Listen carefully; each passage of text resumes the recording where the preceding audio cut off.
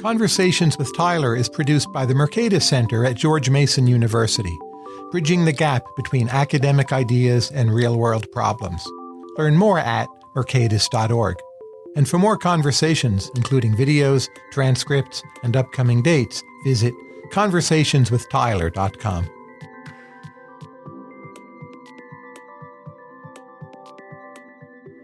Today we're up in Montreal, and I'm very honored to be here with Michelle Dawson.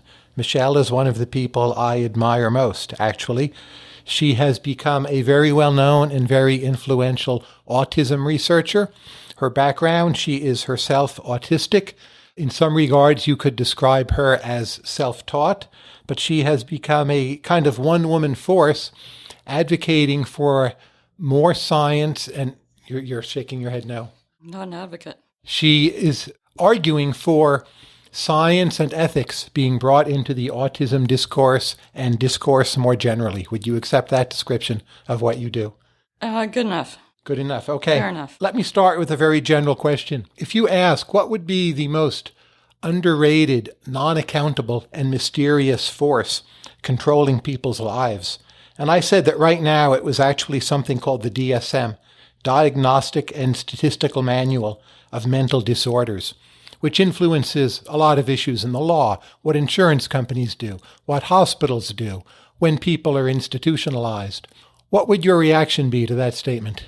I think that the DSM could be a very bad big deal to people who, for instance, are denied basic human rights or standards in science. For people who are not situated like that, and that would be most people, the shortcomings of the DSM-5 will be offset by people in research and practice who have good standards, who understand that their job is to benefit people more than they harm them, who know how to read the scientific literature, and so on.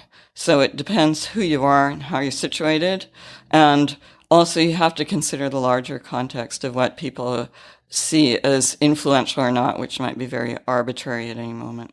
So what would be the best understanding of autism from your perspective?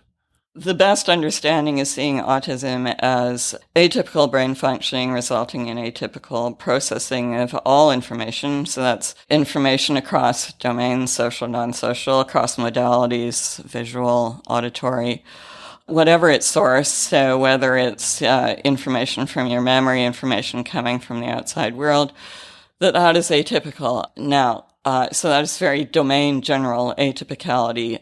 What autistic brains do with information is atypical. How it's atypical, in my view, involves what I've called cognitive versatility and less mandatory hierarchies in how the brain works, such that, for example, an autistic brain will consider more possibilities, will non-strategically combine information across levels and scales without losing large parts of it, and so on. And that applies to all information. So that is strictly my view. I'm not sure anyone would agree with me. Do you think it's true that autistic brains somehow take in or process more information? They can. So that depends on what is available in the environment, and not all autistics are well situated when it comes to access to information that they can process well. So autistics are different in the kinds, quantities, and arrangements of information they process well. So just having a huge quantity of information is not necessarily all that an autistic person needs. The atypicality is more complex than that. But yes, an autistic person can process more information across levels and scales without losing it, or without, a lot of the information sort of being edited in sort of cognitive editing, various ways that information is made manageable in a typical brain. Autistic people don't need to do that to get the information in a way that it can be processed and useful, that they can learn from it and use it. So what's an example of something an autistic person might be better at doing than a non-autistic person? Again, with a lot of variation across autistics. the problem here is that there's a really long list of things that autistic people can do well, given the opportunity. Give us, say, half a dozen, just bullet points. So, the sort of almost classic example is hyperlexia, which you see in starting with very early in development. So you see this in very young autistic children who have a spontaneous interest in printed materials. It can be just text, but the information can include other kinds of printed materials and numbers, combinations of letters and numbers, and they use this information across different scales. So from individual letters like the alphabet, given the opportunity, they will order individual letters into the order of the alphabet, for instance.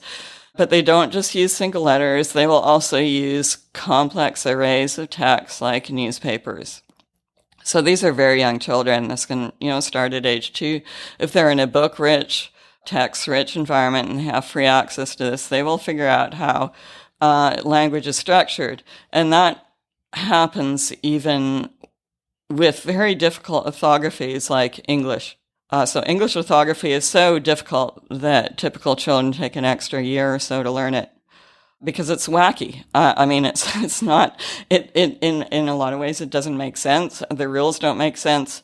But autistic children, even starting, with these very young children, can work this out. They figure out the irregularities, they figure out the regularities with using this sort of array of information from words to letters to words to phrases to sentences to paragraphs to entire texts and arrays and so on, and they will figure it out. And typical children don't really do this spontaneously.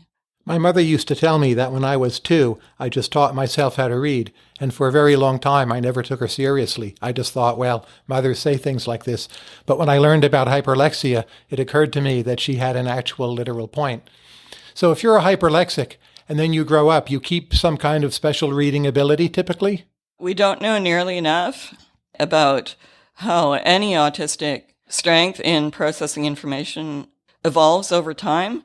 And again, you have to keep in mind that we start looking at this when, in children, you don't know what kind of information is going to be available to them. We are not paying attention to that at all. And at the same time, now in autism, one of the most common aspects of popular interventions is to really ration information, keep it away from autistic people. So you have to consider that in how an ability develops. Do they have, what kind of access to information do they have in whatever context they're in, whether it's in their home, in their school? But it is not a dead end. That is for sure. It's been thought of wrongly as a dead end, and that's been true of autistic abilities in general, that they are thought of as dead ends.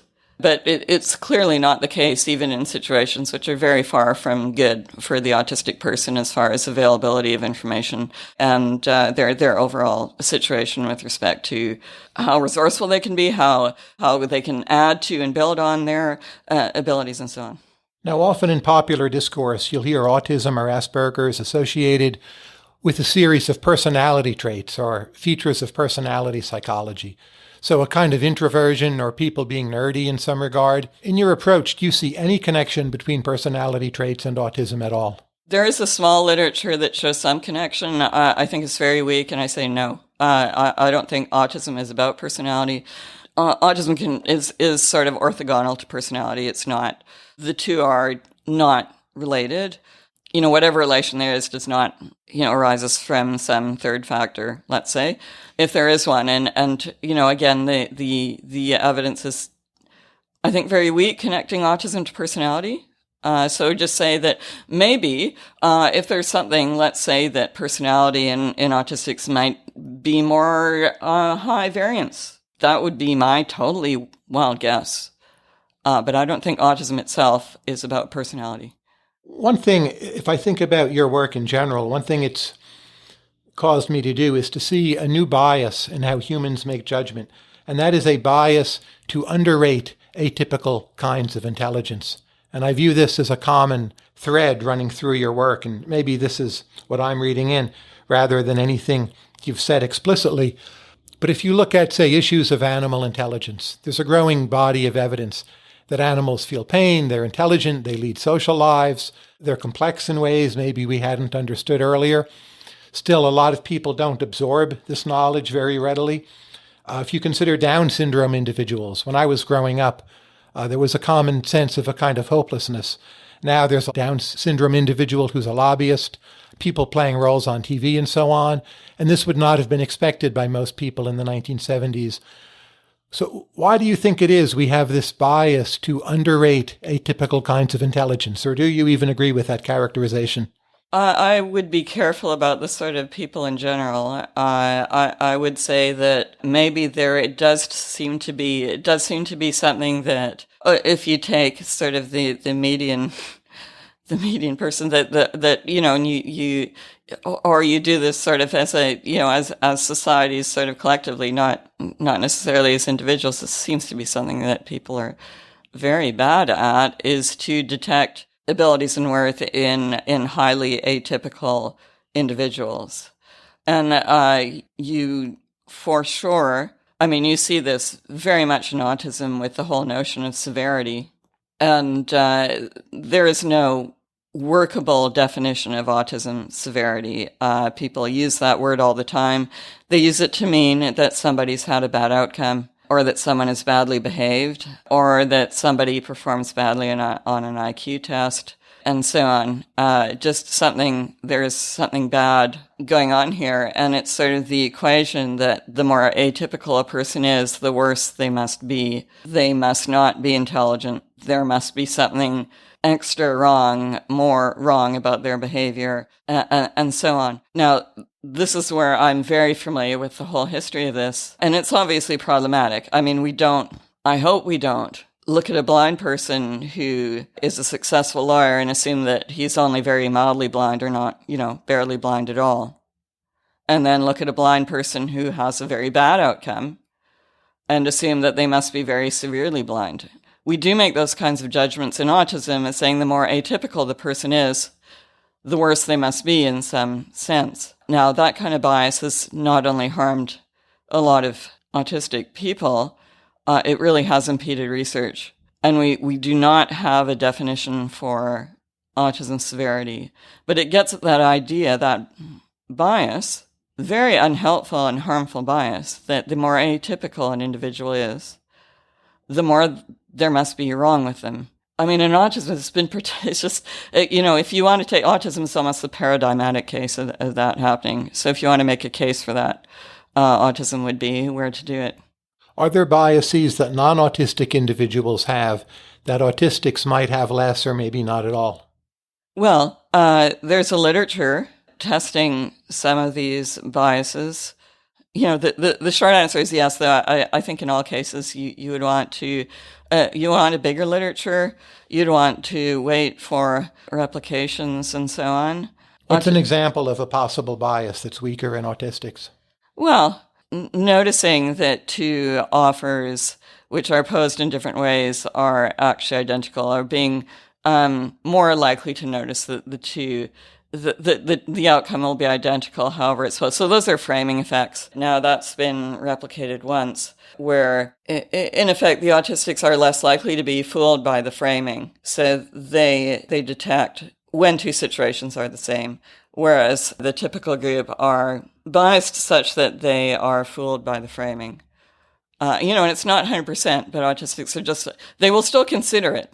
What about optical illusions? Is there evidence there? It's very mixed, and it's very picky about the task and the instructions. So some more than others. I think that the table, and now I'm trying to remember the shepherd's table, or have I got the name of the table right? The table illusion has been replicated. The one with the line, now I've forgotten its name, has been replicated. Others, not so much. And it's very mixed. I don't think that there's a question of what can autistics see an illusion. They probably can. Do they consider other possibilities? Yes, they do. And they will consider other possibilities that the typical population might not. So that produces some differences in results depending on the task and so on. Are there examples of confirmed biases in autistics where the bias is stronger in autistics? I would say no. Keep in mind what I think here is not that autistics don't have biases. Autistics can. They will process information atypically. Within that range is the possibility of checking, what is the atypical hierarchy, even if it's not, it won't be mandatory though. That won't be it. They will consider other possibilities. So that will attenuate biases as opposed to strengthen them. And that, I think, is what you find in the literature, again, depending whether the task is sufficiently complex for that to show up, what the task demands are. My favorite of these is that, though it's a bit dodgy because it comes from a couple of different papers, but it shows where a bit of my background going way back in perception and finding that autistic people were better at drawing impossible figures. So impossible figures are like Penrose triangles. They're things that you can't build.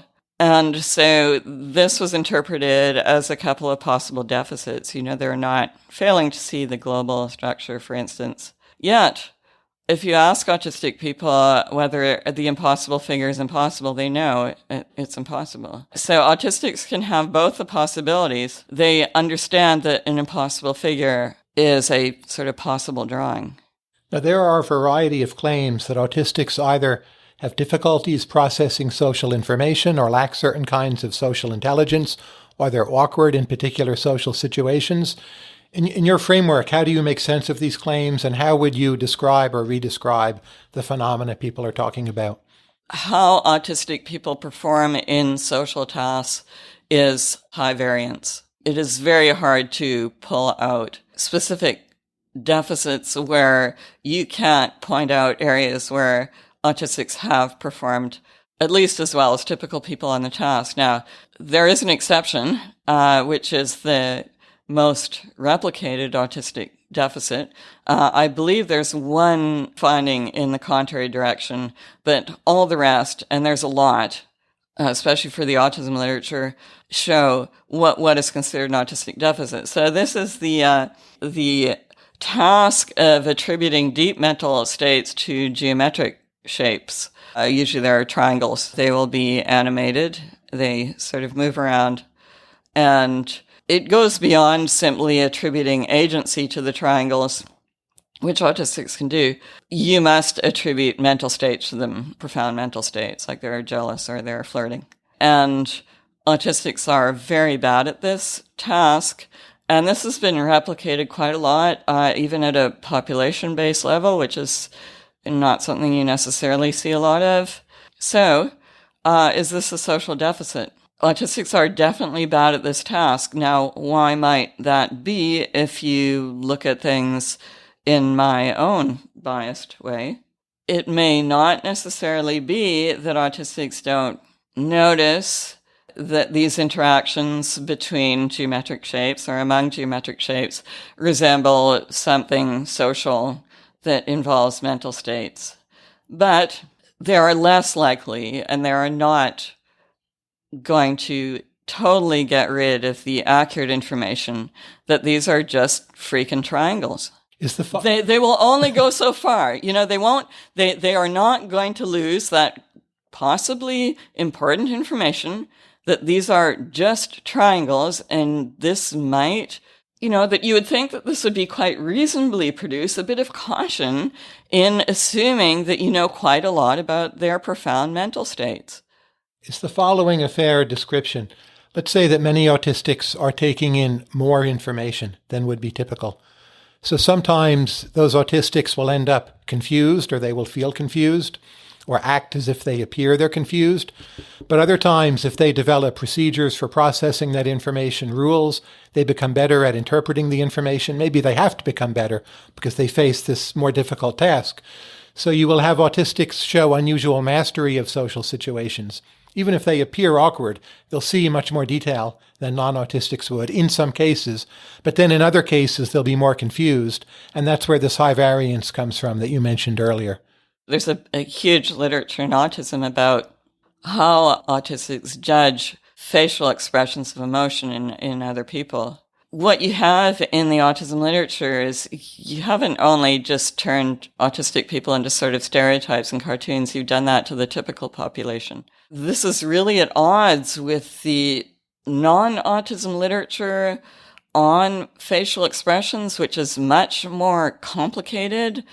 In the autism literature, it's assumed that you can just read people's inner emotions and mental states, which aren't mental states are not necessarily well defined, that it's sort of a simple matter that it is sort of written all over somebody's face, or even you can read it just from looking at a photo of their eyes. And things are far more complicated than that in the literature, in the non-autism literature. And for example, the MIT, their affective reading group, Rosalind Picard did these fantastic studies showing that people smile in frustration, and those are real, honest to goodness, Ekman type smiles. You know, with you have the whole facial action coding thing going on. Those are real, genuine smiles that people smile in frustration when they're genuinely frustrated. They don't do it when they're acting out frustration.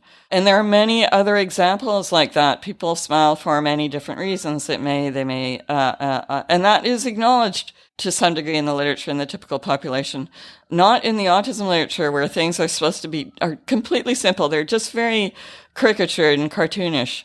Now, what you find is that the typical population can decipher their way through this. They know what these facial expressions are supposed to represent, even if they don't look like that in real life. Autistics are maybe, because their experiences are quite complex with how people respond to them starting early in life, and I'm just wildly speculating here, but autistics are going to notice that things are more complex and uncertain than that. And again, it's the considering more possibilities, and that will very much hamper their task performance if what you're looking for is this sort of automatic certainty that these acted expressions are sort of all there is, which is not accurate.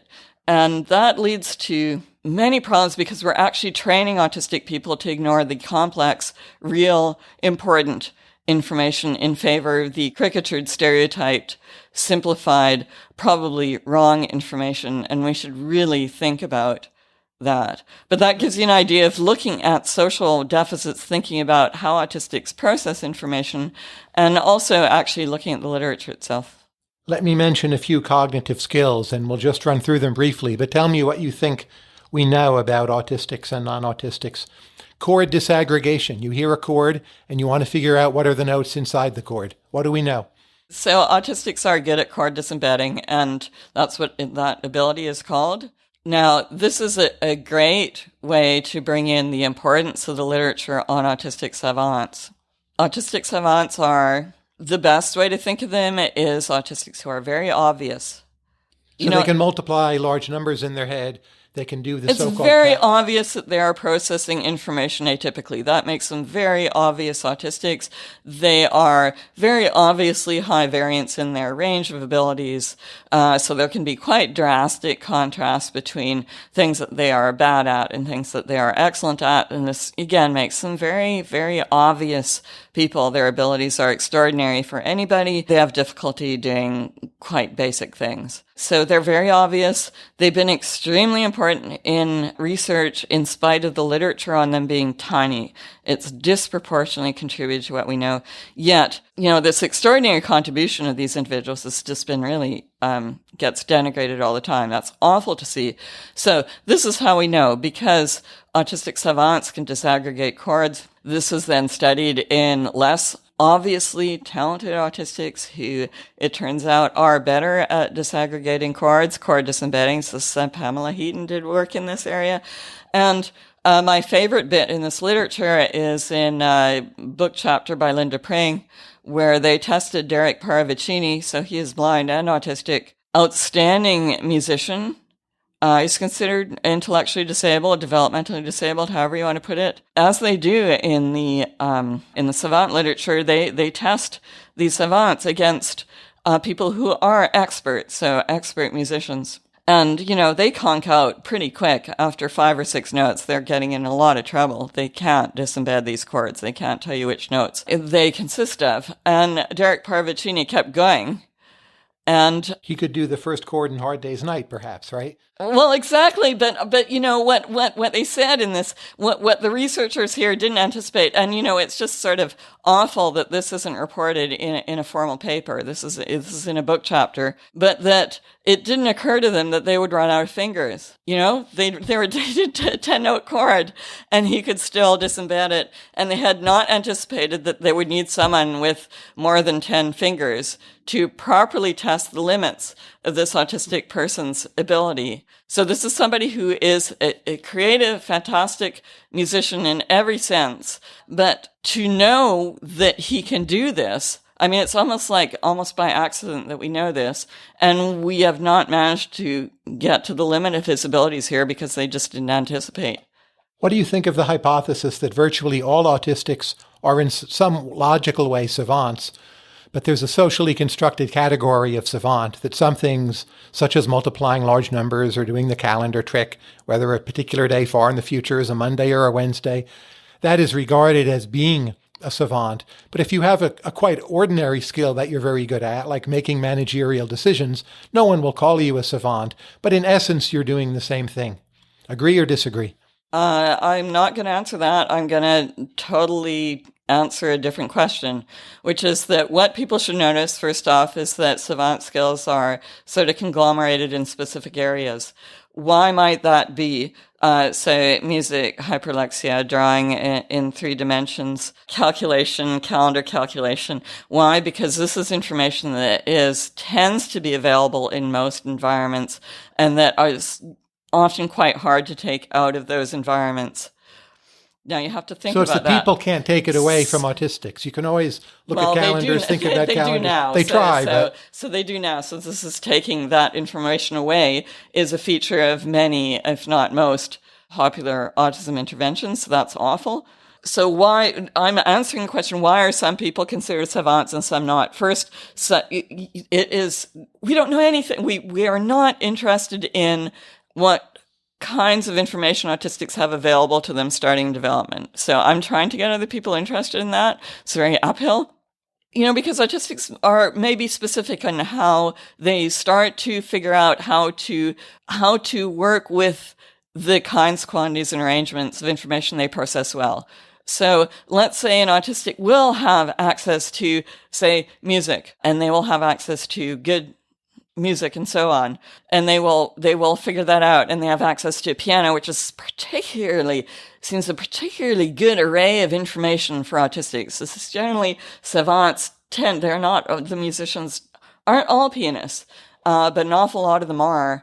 And the piano, all the information's there, right? It's in front of you.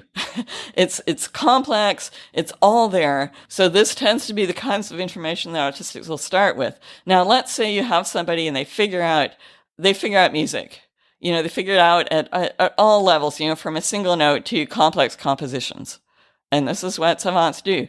What if they realize then, and it's in their environment, that they can apply this to something else? And you do get savants that have multiple abilities. That used to be considered wrongly not what happened, but it is what happens. And the idea of an autistic polymath has just not been explored at all. So you get a paper where the autistic person, you're just exploring specific aspects of their extraordinary music ability. You know, you will only mention in passing that they are an outstanding chess player. And we don't know, we don't know anything more about that. So that's just an example that is actually in the literature. True or false, autistics often have weaker episodic memory, and they're less likely to think in terms of stories. And when they watch movies or read books, they will pick out very different pieces of information and have very unorthodox readings relative to the mainstream. I would say that's very well established, though it is not interpreted that way. So the way to interpret it is that autistics do not organize information in memory. Typically, this should not surprise anybody. They do not use narratives to edit things, to organize things. And that means that they perform very differently on episodic memory tasks. And in related tests that require people to organize information into sort of common or popular narratives. There are at least two kinds of IQ tests, and autistics do better on one than on the other.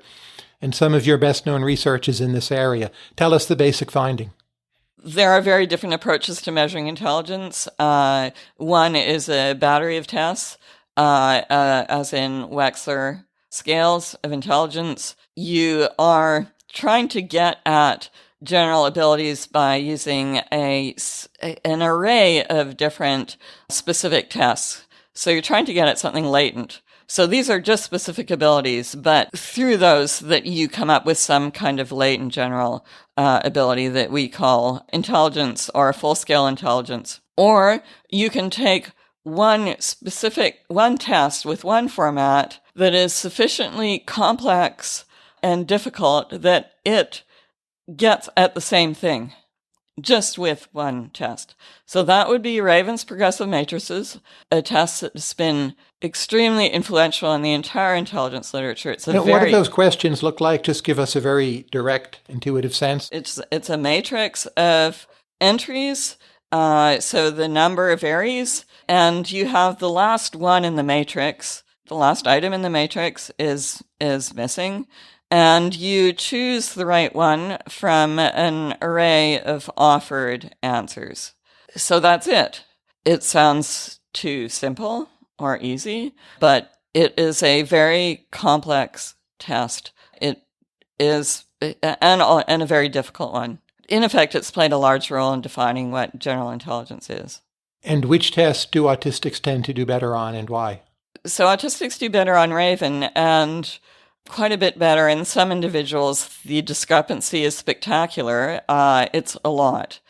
So how they would be judged, and again, go to the savant literature, and this is what influenced me to pursue this. You'll have an individual in the savant literature who really cannot perform other tests, would be judged as very intellectually disabled on other tests. Effectively can't perform a receptive language test, much less produce language, and scores very high on Raven. So one possibility, better than most of the typical population, all but 1 or 2%. So, and again, he had to have the opportunity to do that for us to find that out. So there's a lot of interesting things about that, because if you look at what the kinds of deficits that have been assumed that autistics have in processing complex information, in executive functioning, in working memory, in all kinds of complex processes, this is what Raven actually demands. And what was your role in discovering this differential between the two kinds of IQ tests? Your personal role? Well, as a researcher. There was a paper in 2004, and it was when I one of the first ones I actually kind of looked at in an editing capacity after it was sort of accepted provisionally. It did find, though, very tentatively, that autistics were possibly performing better on Raven than these other tests. And the interpretation in the paper was that Raven wasn't a good test for autistics. It must overestimate autistic intelligence. And I thought first that there are other possibilities. And also, I looked around at how Raven was first off, I had to look at what Raven was and how it was being interpreted in the autism literature, which is that when autistics performed well on it, it was almost denigrated as a test. This is just, visual spatial abilities and so on.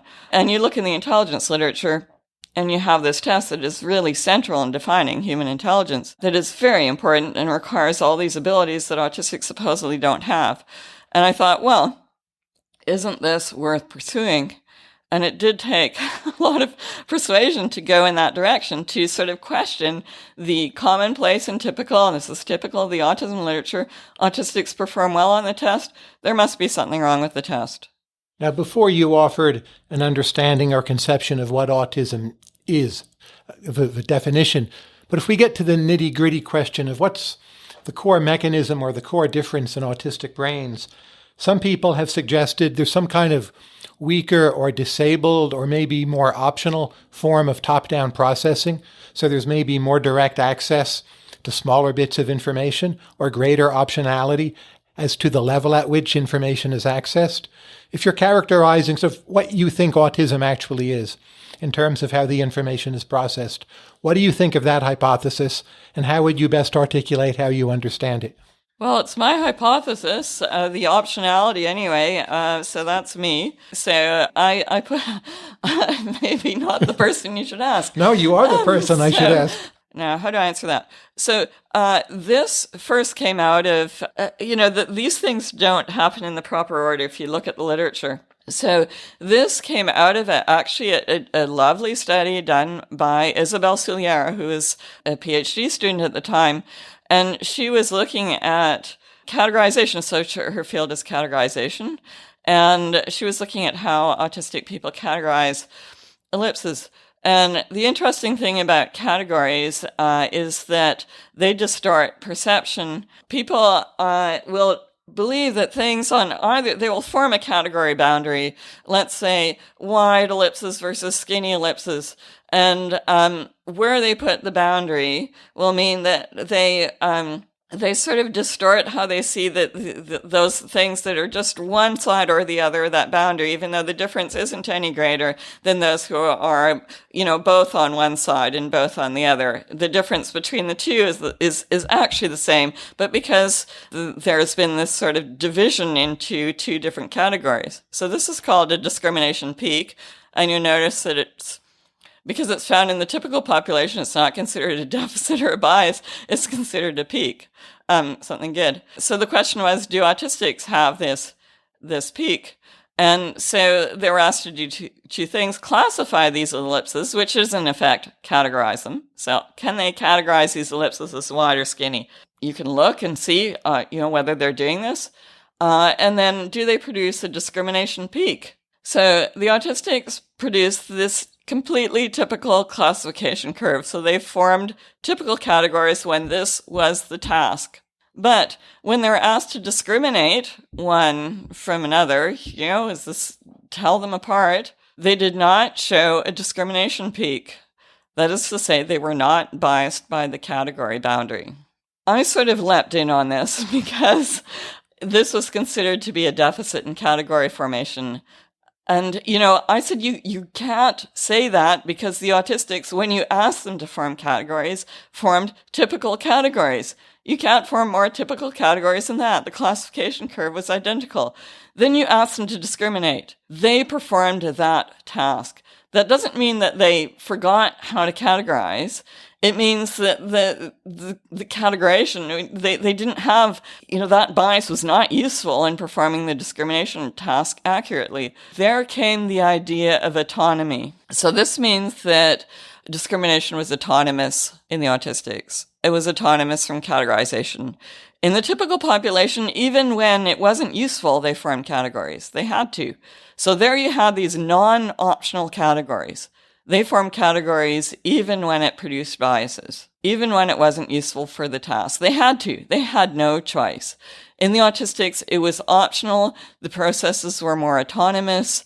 I've also called this cognitive versatility. It doesn't mean that, it doesn't mean that autistics can't do this. It doesn't mean that they can't do what might be thought of as top-down processing, what might be thought of as using priors, or what might be thought of as predictive processing, or whatever. It's not that they can't do it. It's that it is not so mandatory or automatic. It is more optional and more versatile. With this optionality, does that mean that on average autistics are somehow more different from each other than non-autistics are? And you see this really striking in the literature, and I've just been you can see this in the whole predictive processing literature, where there's sort of one optimal way to process everything, which is amazing. This is how, supposedly not only, within one person, but across the entire population, there's the premise that there is sort of this optimal predictive inference, and this is, that there is one optimal way to process everything. So if you have a hierarchy of information processing that is similar across typical people, and I do believe you have that. I mean, there is some variation, but the hierarchy works in about the same way. So you would get much more similarity. I mean, it doesn't mean that everyone's similar. They're brought up in different places. They have different experiences. They have different genetics. They have different, on and on. But they have that greater similarity in what they do with information that will make them more similar in what they do with information, and that will give them much more in common. Autistics do not have that, which makes them not just different from typical people, but quite different from each other. So this is, I think, being slightly recognized now that autistic people may be more idiosyncratic. This word has popped into the literature. There's fairly new literature with respect to autism on rare copy variants and de novo copy variants in the genetics of autism. What do you think we're learning from these articles? That we should be less hasty in deciding things about autistic genetics.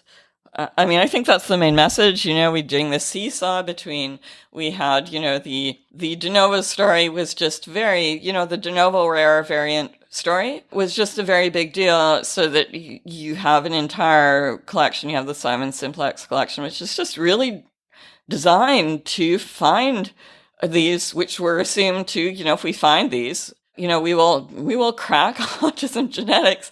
But just to clarify, you're saying the literature has shown that autistics are quite different from each other in their mutations. No, that's not what I'm saying. I'm saying autistics will be quite different from each other because those are two different issues. So how autistics process information and the sort of genetics that may lead to brains that work like autistic brains. So I'm not a genetics person, so I do cognitive stuff. But I think the genetic stuff is really, a cautionary note of leaping to conclusions that, for instance, you have these sort of rare de novo variants that are the real big deal, and even looking for them in the most favorable circumstance possible. That is, you're looking in families that only have one autistic person. They did not find much. But that was the sort of leading story for a long time. We are now, the seesaw is sort of back to common variants, and we are getting slightly more complicated views that if you have a rare variant, that doesn't mean you don't also have common variants that contribute to how atypically your mind works. So it's been this sort of long slog, but it is a cautionary note against this sort of any simplistic explanation for autistic genetics. And I think we have real problems I think there's been some progress, but I do think we have real problems in where we've looked, how we've looked. Some of that mirrors just what has happened generally in genetics. In percentage terms, is autism becoming more common or more frequent over time? No. Autism has not become more prevalent. There is no reason to believe that it has. And the idea that it has become more prevalent has been a sort of very destructive force in research and to actual autistic people, since the premise, really what you're saying when you say that there's been a large increase in autism prevalence is that you are saying older autistics don't exist. That means we can't learn anything from them, including from their early development, from their outcomes, from their achievements. We just sort of totally erase them and write them off. So maybe autistics are being treated worse over time, at least in their roles as children. Is that possible? That is possible, just like it is possible. Again, very hard idea to test, and it's one that I wouldn't even think that I would ever say, but I've said it, and I've even presented about it, is asking whether an autism diagnosis is more beneficial than harmful. Very hard question to investigate. People have actually there is an actual purpose-built study that does that in a way that is, obviously has a lot of flaws, but found that the probable autistics who weren't diagnosed were better off. And in population-based studies, like the one in Korea, the autistics who had not been diagnosed, did not have an existing diagnosis, were much better off.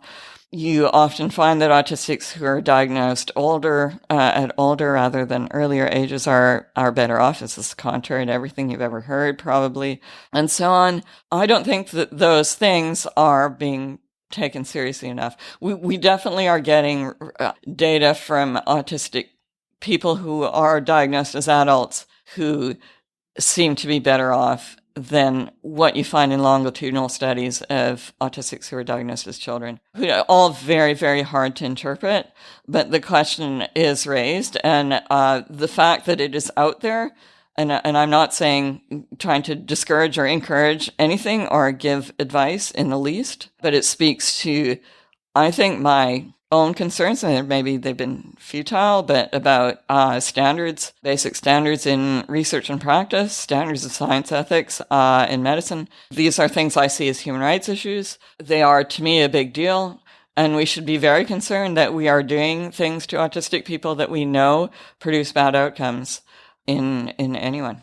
One of my striking takeaways from your work, and just to be clear, I don't think you've ever said or written this in general terms, but just to see the extent to which parents do not necessarily have the actual interests of their children at heart, that parents seem to have a strong bias for children who will be a lot like they are, and they will take a lot of steps to try to make their children more like them, even if that in some ways harms the child from the point of view of the child itself. I think of diagnosis as a kind of segregation, and in most other settings we're morally very reluctant to segregate. But somehow when it comes to children, we seem really quite willing to segregate. There's this moral split, so to speak, possibly not always for any good reason. So first, I'm going to totally disagree about the parents. Keep in mind, in autism, you have very, very loud people, loud advocates, loud influential advocates. That does not mean, and those are autistics and non-autistics, professional organizations, people selling services, whatever, very loud advocates. They are not necessarily representative. But they're the most influential group, right? Sure, but you can't extrapolate from that to parents in general. You just absolutely can't. The literature is different from what you get from the very loud advocates. And of course, you have a lot of autistic parents of autistic offspring. This is still very poorly studied, but this definitely happens. The reproductive fitness, as they call it, of autistics has been wildly underestimated, I think. This is, again, my own view as a non-genetics person. So you have that, but I think you have to be very careful not to confuse advocacy in autism with any group in particular, like parents or autistics for that matter, their views. I think that's a real problem. Now, the segregation thing, I have a massive bias against segregation.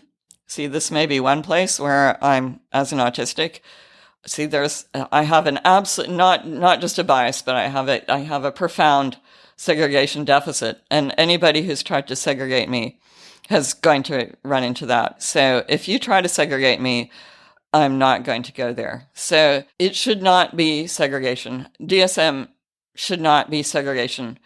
DSM-5 autism, DSM autism is segregation. Why? Because the diagnosis segregates autistic people into lower standards of science and ethics than would be acceptable for anybody else.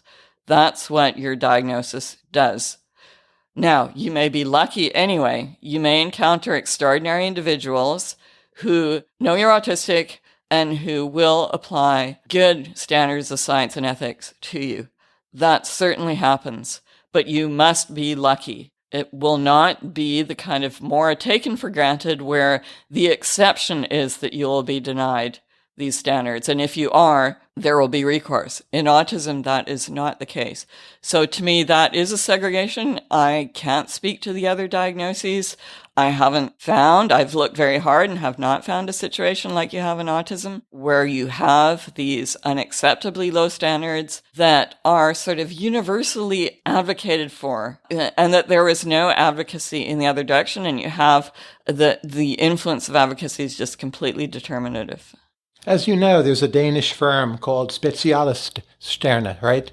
And they make a point of hiring autistic people to do things such as programming. Is that, in your view, an instance of possibly unjust or harmful segregation? If you're autistic and you want to be in the workforce in a way that is not very potentially harmful to you, you would be wise to seek out enterprises like this. Because so first off, obviously they shouldn't be necessary. Obviously autistics should be able to go into the workforce like everybody else, be respected for their abilities, not be discriminated against due to There are job unrelated atypicalities, job irrelevant atypicalities. That is not the case. So you have autistic people who, as employees, are being very much underappreciated and undervalued. And so you have these organizations, and it's sort of massive. You have these huge efforts to get autistics employed under this sort of umbrella of these sort of, we will test these autistics. We will make sure, we will sort of hire them out to firms. We will get the firms used to having autistics around. We will coach people through things and so on.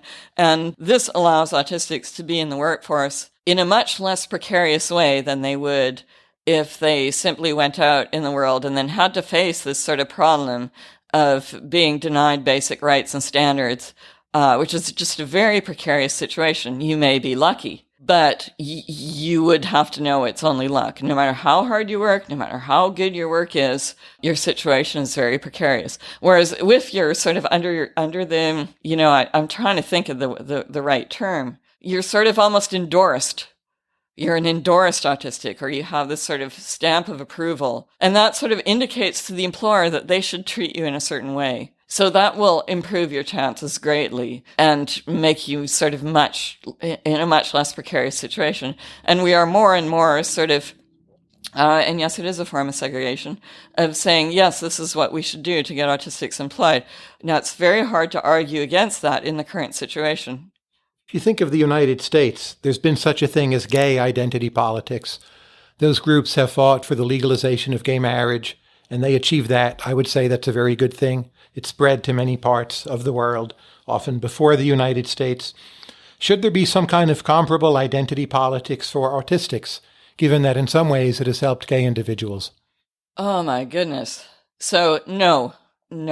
Why not? And I'm not even sure. I don't, keep in mind, I think that first off, I'm going to say what helped gay individuals is having human rights and the benefit and protection of basic standards in science and ethics. I think that's what autistics are missing, not identity politics. Michelle and I have a co-authored piece on Alan Turing. Maybe we'll get to that next time. My last question is on what I call the Michelle Dawson production function. So you know a great deal about autism. How is it that you, given your history, you are not trained as an autism researcher in the formal sense, but how is it that you learn about autism? I had to. So it came out of my situation being terrible. So I was quite motivated. I had been told over and over again that I was too stupid, no other way to put it, to understand autism research. I tried other avenues. I was in very difficult situation, legally, everything. And really, because I had to address these legal issues and questions, I did actually look at the autism literature, and suddenly I had information I could really work with. Suddenly, there it was, this information that I was supposed to be too stupid to work with. And I can tell you that view continues onwards, that I'm still too stupid to work with the literature. But what I found is that the information I really needed was in those papers.